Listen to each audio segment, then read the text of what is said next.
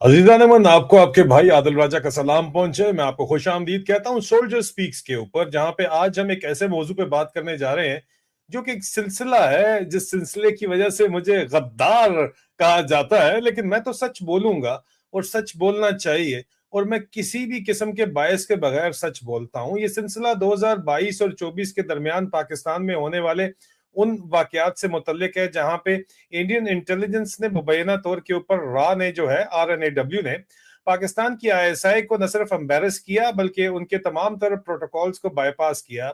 और उनको जो है वो उन्हीं के अंदर घुस के उनके असासों को, मुबैना असासों को हिट किया गया। उसके ऊपर ये कहानी जो है वो मैं आपके सामने लाना चाहता हूं।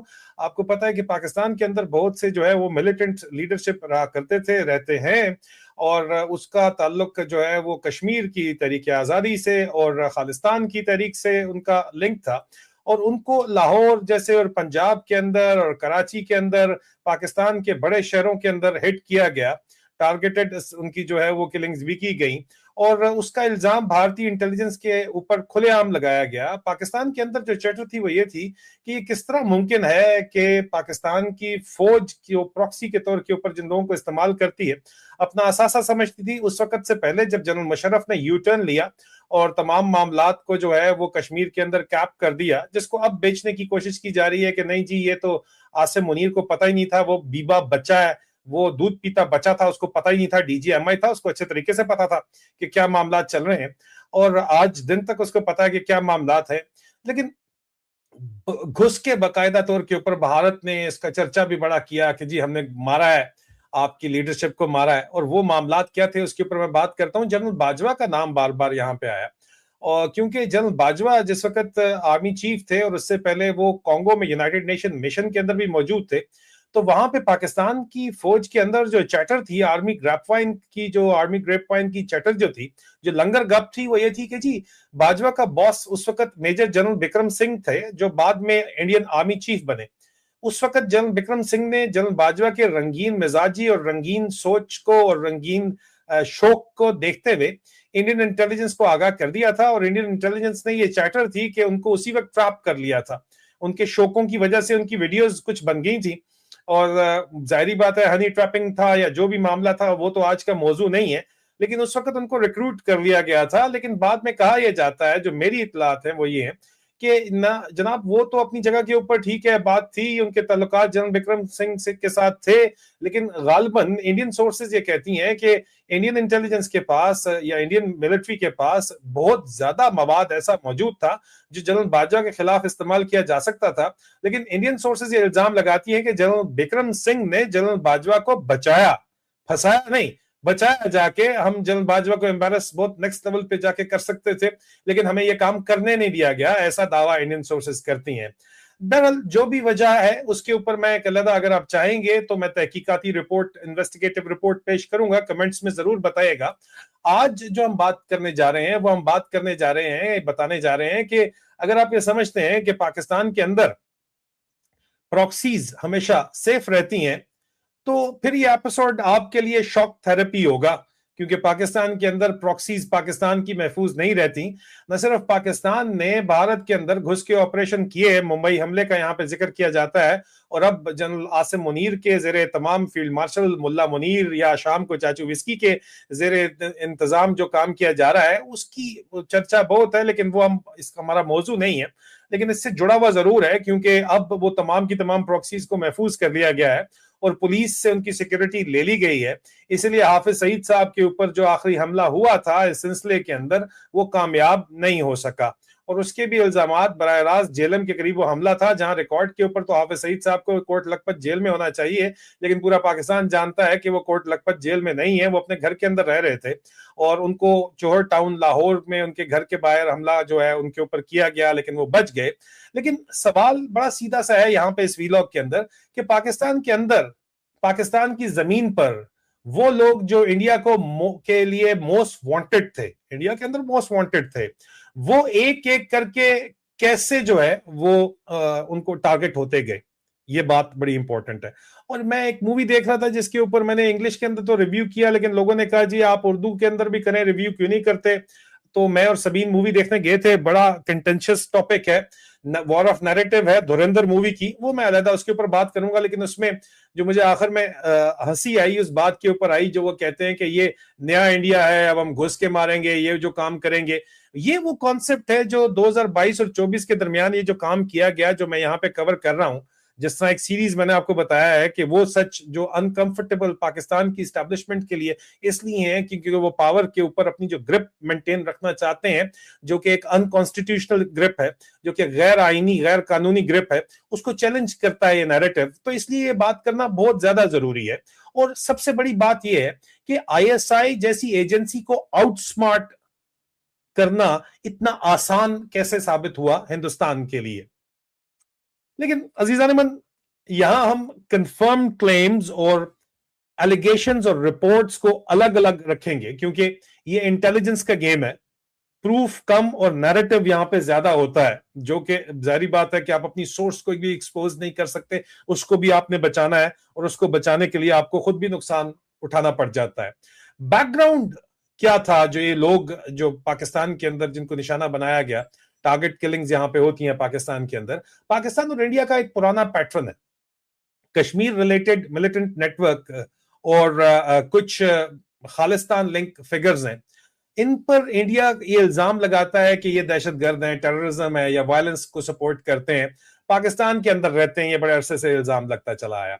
पाकिस्तान की तरफ से आमतौर पर यह पोजीशन रहती है कि इंडिया प्रोपेगेंडा कर रहा है।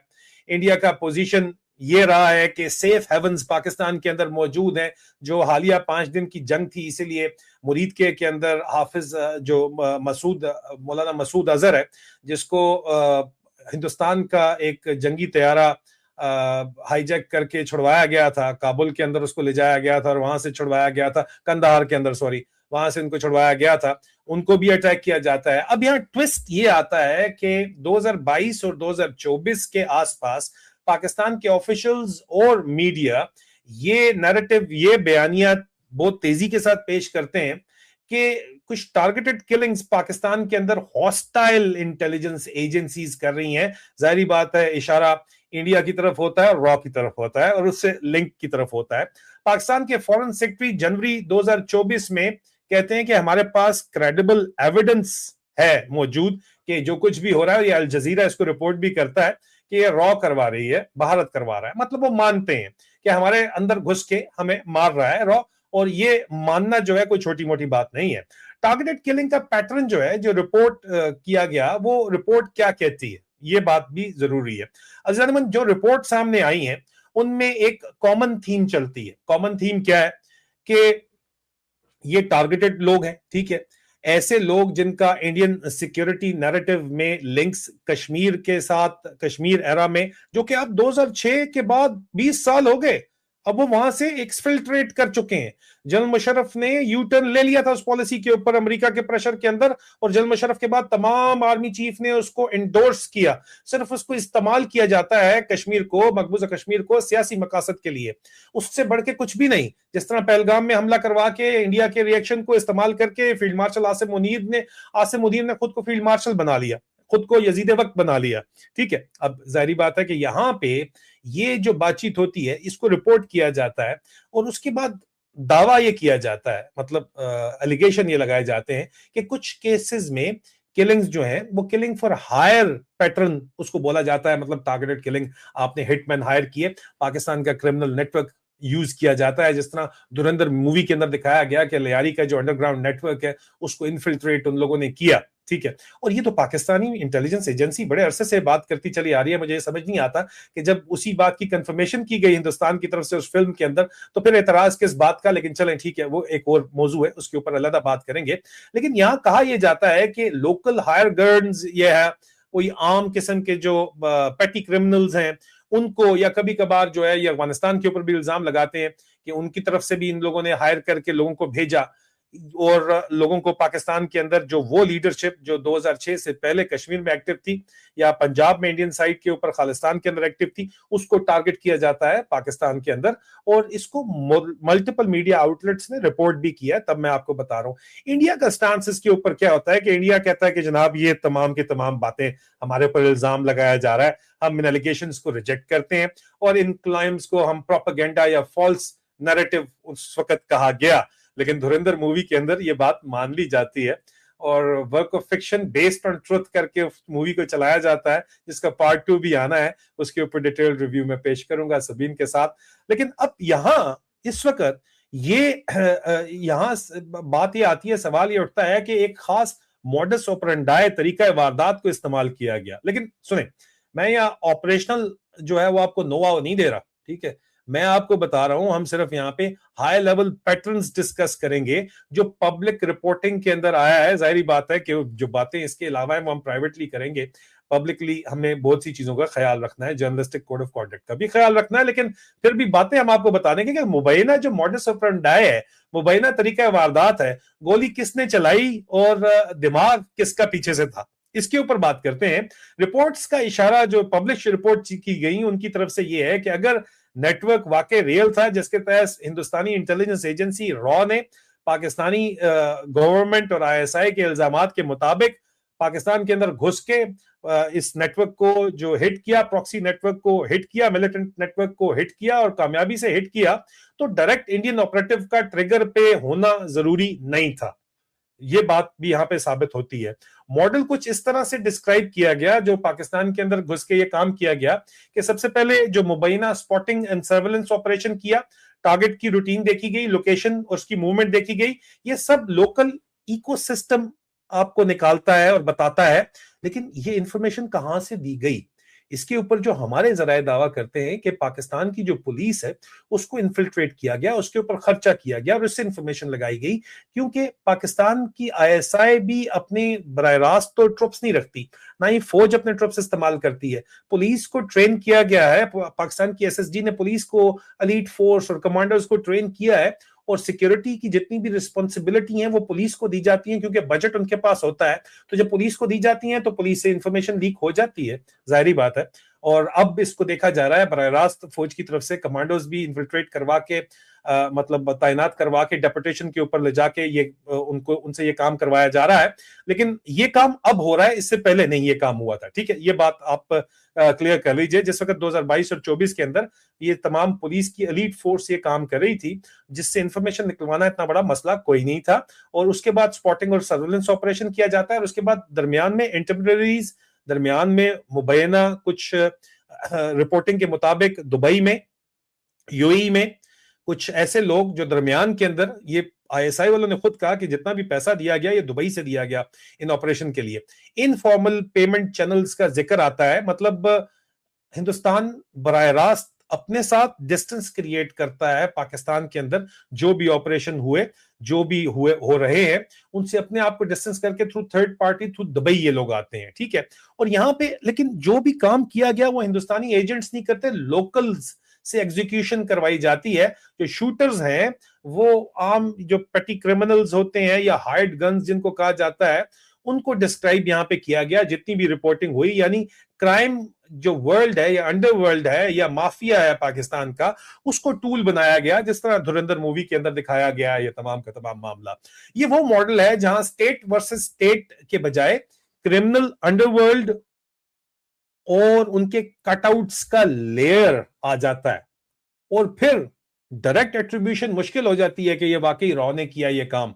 मतलब बड़ा सक्सेसफुल ऑपरेशन है जिसके अंदर वो अपने आप को बिल्कुल क्लियर प्रोटेक्शन दे रहे हैं।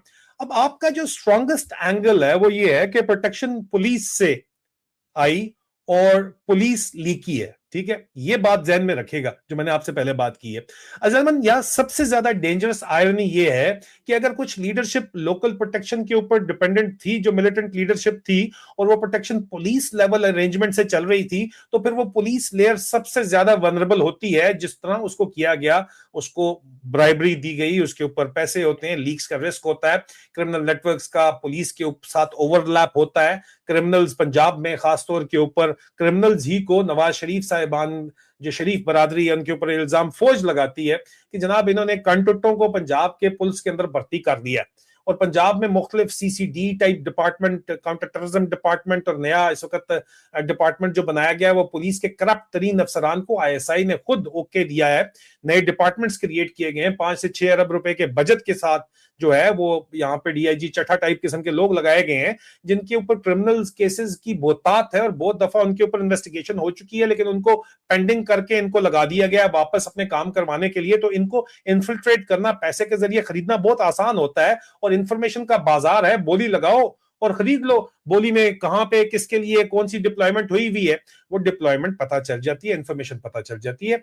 अल जजीरा के एक्सप्लेनर का इसके ऊपर एक जो है ना एक्सप्लेनेशन भी आई थी और उसका जो एक्सप्लेनर में भी ये ब्रॉडर थीम आता है कि पाकिस्तान के अंदर इन किलिंग्स ने पाकिस्तान की इंटरनल सिक्योरिटी इफेक्टिवनेस के ऊपर सवालात उठाए हैं। आईएसआई को चैलेंज किया गया है और ये बड़ी मर्की वर्ल्ड में कंफर्मेशन मुश्किल होती है यहाँ पे, लेकिन बहरहाल ये बात मैं आपको जो बता रहा हूँ जराये के मुताबिक बता रहा हूँ। और जब प्रोटेक्शन का सिस्टम ही पूरे का पूरा लीकी या पोरस होता है तो उसके अंदर से आईएसआई का strategic depth narrative ground reality में पंचर हो जाता है। ये बात भी जहन के अंदर आप रखिए। अब यहाँ पे आईएसआई को जो एम्बेरसमेंट की गई वो क्यों की गई? एम्बेरसमेंट या शर्मिंदगी 3 लेवल के ऊपर होती है इस गेम के अंदर। सबसे पहले प्रॉक्सी लॉजिक का कोलैप्स हो गया कि आप आईएसआई के लिए काम करेंगे तो हम आपको बचा के रखेंगे, आपका कोई कुछ भी नहीं कर सकता। ये जो हिंदुस्तान ने पाकिस्तान के अंदर मुबैना तौर के ऊपर घुस के इनको प्रॉक्सी नेटवर्क को हिट किया तो ये पूरा का पूरा सिस्टम कोलैप्स हो गया कि यार वो अंदर ही अंदर हिट होते रहे। और मैसेज बड़ा क्लियर है कि आप आईएसआई प्रोटेक्ट नहीं कर सकते अपने एसेट्स को। ये एक बहुत बड़ा नुकसान हुआ आईएसआई को। इसके नतीजे के अंदर ब्लेम शिफ्ट जनरल बाजवा पे करने की कोशिश तो की गई, लेकिन जनरल बाजवा का इससे बराह रास्त मेरा नहीं ख्याल कि कोई ताल्लुक है। डेटरेंस का जो रिवर्सल है वो होता है, ये बात भी ज़हन में रखिए। जो लोग इंडिया के लिए वांटेड थे उनका पाकिस्तान में हिट होना अब सच्चे ये सच्चाई है या मुबैना तौर के ऊपर है, लेकिन इंडिया के नैरेटिव को एडवांटेज मिलता है इसके साथ। उसके बाद धुरंधर जैसी फिल्म आती है और उसके ऊपर फिर जितनी बात होती है वो तो हो ही रही है। इंटरनेशनल ऑप्टिक्स की भी यहाँ पे बड़ी एक इंपॉर्टेंट बात है, क्योंकि बिल्कुल इसी तरह के हिंदुस्तान के ऊपर इल्जामात लगाए गए कि कनाडा के अंदर इन्होंने, अमेरिका के अंदर वो केसेस हैं, अगर उनको देखा जाए तो वहां पे हिंदुस्तानी इंटेलिजेंस बराह रास्त इन्वॉल्व है या उनके नेटवर्क्स इन्वॉल्व हैं, वो वहां पे ये काम कर रहे हैं। ग्लोबल स्पॉटलाइट के अंदर ये आ जाते हैं, इंटरनेशनल ऑप्टिक्स आ जाती है कि हिंदुस्तान ये काम कर रहा है और इसको भी मुख्तलिफ जगहों के ऊपर रिपोर्ट किया गया। लेकिन अब आखिर में हम रियलिटी चेक की बात करते हैं, ठीक है, कि ये असल में किया किसने। अजीजा अहमद, एक बात बिल्कुल क्लियर है, ये जो क्लेम्स हैं ये सब के सब क्लेम कंटेस्ट किए जाते हैं। हिंदुस्तान का अपना नैरेटिव है, पाकिस्तान का अपना नैरेटिव है। पाकिस्तान क्रेडिबल एविडेंस का क्लेम तो करता है लेकिन पब्लिकली उसको प्रेजेंट आज दिन तक नहीं कर सका, क्योंकि लीक्स जाहिर बात है उनके अपने अंदर ही होंगे। इंडिया उसको डिनाई करता है और कहता है कि प्रोपेगेंडा है, लेकिन साथ साथ धुरंधर जैसी फिल्में भी बनाता है और उसको एंजॉय भी करता है और आप बातों में करते भी हैं कि यार देखा हमने घुस के मारा तुम्हें। ये बातचीत भी होती है और बहरहाल उनका लिंक कहीं ना कहीं जाके बनता ही है। तो हम यहां ये नहीं कह रहे कि ये सब फाइनलाइज हो चुका है मामला। अब हम ये कह रहे हैं कि रिपोर्टिंग एलिगेशंस ने एक पैटर्न इंप्रेशन क्रिएट किया, लोकल हिटमैन इस्तेमाल हुए, क्रिमिनल नेटवर्क इस्तेमाल हुआ और इंफॉर्मेशन की लीक्स पाकिस्तान के अंदर मौजूद थी, जिसने पाकिस्तान के सिक्योरिटी इकोसिस्टम का वीक नॉड्स, उसकी कमजोरियों को एक्सपोज कर दिया। अब अजीजा नेमन, अगर आप इस स्टोरी को एक लाइन के अंदर समझना चाहते हैं तो जब प्रोटेक्शन पुलिस लेवल के ऊपर चली जाती है तो पुलिस जो है और पुलिस बाजार बन जाती है, तो फिर आईएसआई का बैज भी गारंटी नहीं होता कि वो आपको बचा पाएगा। आपका क्या ख्याल है, आप बताएं। और इस वक्त जो कुछ हो रहा है, जाहिर बात है आईएसआई ने इसने सबक सीखा है और वाज़े तौर के ऊपर रीसेंट हमें जो इंफॉर्मेशन मिली है उसके मुताबिक आईएसआई जो अपने एसेट्स जिनको समझती है उनको हाईएस्ट लेवल ऑफ सिक्योरिटी दिया गया है और पुलिस वाले अगर इस्तेमाल किए भी जाते हैं तो उनको बराह रास्त आईएसआई के साथ अटैच कर लिया गया है और पुलिस के ऊपर अब एतबार नहीं किया जा रहा और पुलिस के अफसरान के ऊपर एतबार नहीं किया जा रहा। लेकिन जनरल बाजवा का जो किस्सा है और जनरल बिक्रम सिंह के साथ जो लिंक है, अगर आप चाहते हैं कि उसके ऊपर मैं आपको मजीद इन्वेस्टिगेटिव रिपोर्ट प्रेजेंट करूं तो कमेंट्स के अंदर जरूर बताएगा। अब तक के लिए सिर्फ इतना ही, बहुत जल्द दोबारा मुलाकात होती है। मैं मजीद ब्रेकिंग न्यूज तज्जियों के लिए जो है आप चैनल को लाइक कीजिए, सब्सक्राइब कीजिए और वीडियो पसंद आई है तो उसको शेयर कीजिए। खुदा।